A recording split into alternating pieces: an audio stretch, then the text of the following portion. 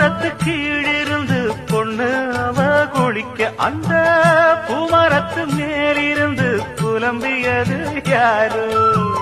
கன்னி மனசு ஒன்ன நினைக்கும், தன்னந்தனியே எண்ணி தவிக்கும், ஒன்னை எடுத்து அள்ளி கொடுக்கும், வண்ணக்கனவு அள்ளி தெளிக்கும். கூறப்பட்டு சேல அம்மா கூட ஒரு மாலை வாங்கி வரும் வேளை பொண்ணு வாசமுள்ள சோல